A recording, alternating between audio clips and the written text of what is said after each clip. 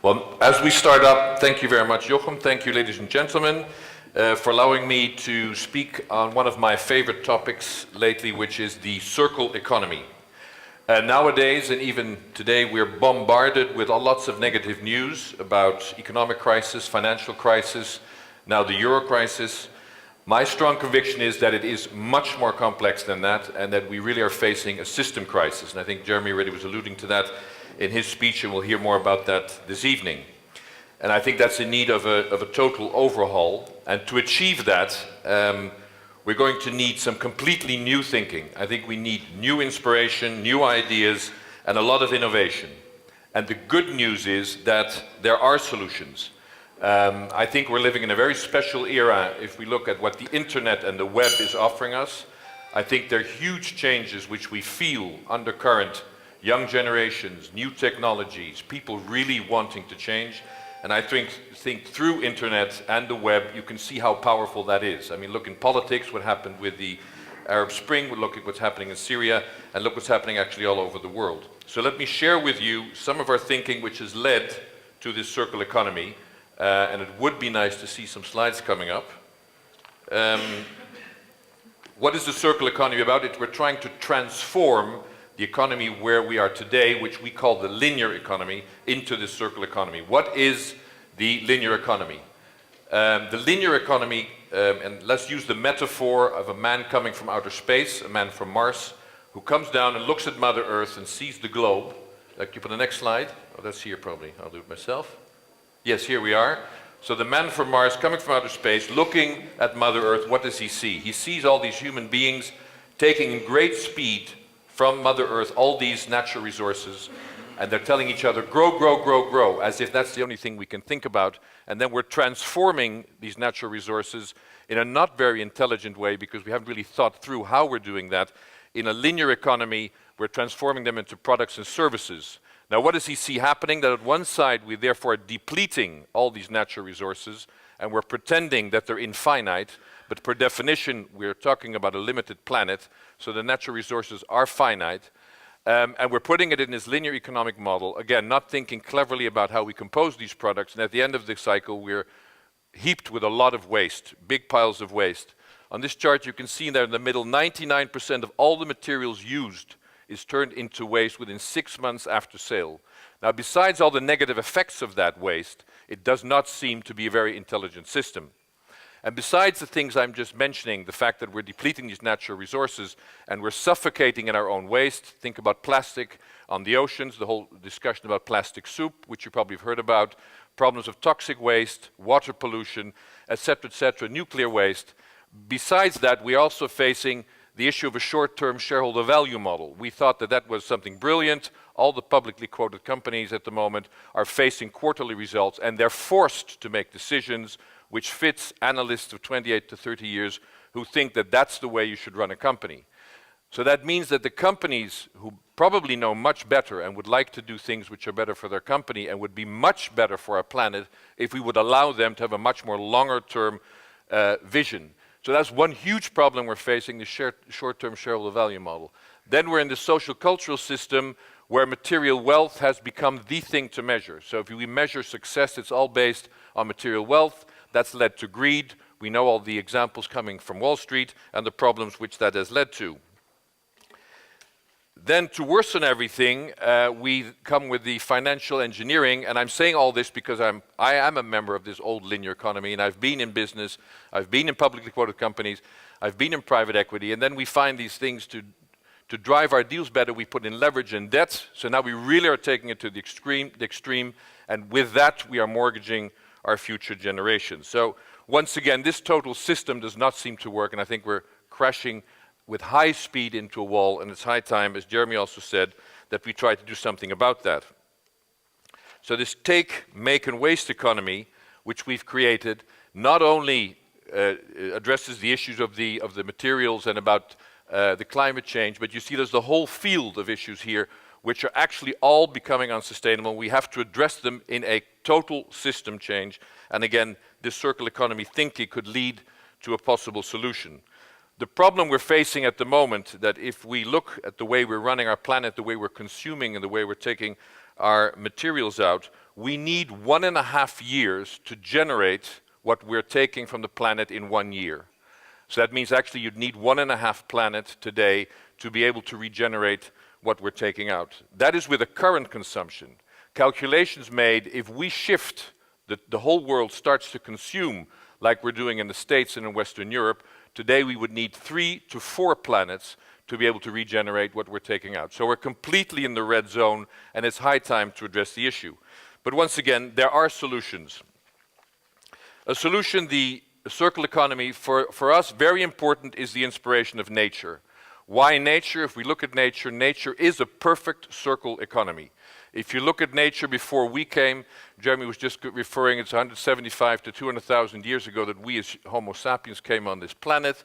But before that, nature was a perfect circle economy. Everything in nature is balanced, everything is reused. The leaves fall from the tree and it goes to the next cycle. The animal dies and it goes to the next cycle as food for the next cycle. So there is totally no waste before, again, we came. Then we came with our brains, with wonderful technologies, we've done wonderful things, highly intelligent, but with that we have created this huge problem which has to be solved. If we look at nature, and we would be able to take a step back, reconnect with nature, learn from nature again. There's a wonderful book on biomimicry, I don't know if any of you have ever heard about that, where again, learning from nature, there are a lot of things which we could implement in our daily lives. I think the biggest mistake we've made as human beings was to think that we can control nature, which of course is utter nonsense because we're part of nature. We are nature. So again, if we are willing to become humble again, take a step back, reconnect with nature, learn what nature has to teach us, there are a lot of things also in business we can learn from the technologies that nature has to offer. 2 examples which I'll skip because of time. Maybe if we have time at the end I can come back to them. But to achieve that, we have to work together. There's no way, nobody can solve this system problem, one more back, can solve this problem alone. We have to work together. At the moment, when the whole issue started about green and global warming, there was an environmental focus with risk and compliance. It shifted to sustainability. That's where most companies are focusing at the moment. So it's about cost reduction and eco-efficiency. What we now need to do is take it one step further, this circular focus, what Jochem's also talking about. We need now innovation and real value creation. And here comes maybe even the best news of the day. And certainly for investors who are looking for high IRRs, on top of all the other things we try to do, that the same study that Jochem was referring to in the beginning by the Ellen MacArthur Foundation, with whom we work closely together, has convinced McKinsey to make this study, this report. McKinsey, a typical consultant from the old linear economy, who are now moving as well into this, and McKinsey made this calculation that only in the EU, annually, $340 to $630 billion can be saved by net material cost savings if we would shift from the current linear economy to a circular economy. So even if you don't care about the Earth, about global warming, about future generations, about nature, etc., and you're only looking to make money, then you still have to focus on this issue, because that refers roughly to about 4% of GDP in the EU. If you look at the problems we're facing, there's no growth, we don't know where to go for growth. Only by shifting our system from a linear economy to a circular economy, we could gain 4% GDP in the EU. And that is big, big money. So a very interesting thing, again, for investment. And the whole idea of the circular economy, and certainly also of the fund Jochem is talking about, is to see how we can capture part of those huge savings in the deals we intend to do. What does that mean in terms of how do we now implement this circular economy thinking? For that, with a group of people, we have launched this transformation platform. This is a virtual web-based organization consisting of 5 inner circles who all play a role in the transformation process. Starting with education, highly important. The idea is that the next generations and generations thereafter, when they go to school, go to high school, go to university, it becomes the most normal thing in the world that you learn about the circular economy as part of your curriculum. But also science and research, Very important that we tap into the knowledge which we have in universities and in knowledge centers. There's a lot of knowledge if it comes to material sciences, really brilliant knowledge, which is untapped knowledge for the business world. And we have to create this platform where all this knowledge comes to the platform, can be shared with businesses in an environment which is friendly and unthreatening, and with that, see how we can transform these businesses into circular economy businesses. Then the inner circle business transformation itself and innovation, finding consultants who are willing to consult with the philosophy of the circular economy, and luckily we found a number who are doing that, and are leaving, let's say, the old theories and trying to use these circular ideas, but also business who are already involved in circular processes, like waste incinerator companies with a lot of knowledge. They can inspire other companies. We can learn a lot from each other as long as we're willing to work together. And then the third inner circle, of course, very important for today, finance, capital. If you want to reach transformation, you need capital. So we're trying to create and convince venture capital funds, private equity funds, to move into this direction, tapping into this knowledge, working together, and see how we can transform these companies into circular companies. And again, not only because it's better for the future of our planet, but there is economically a lot to be gained by doing so. And the fourth and the fifth, advocacy, lobbying.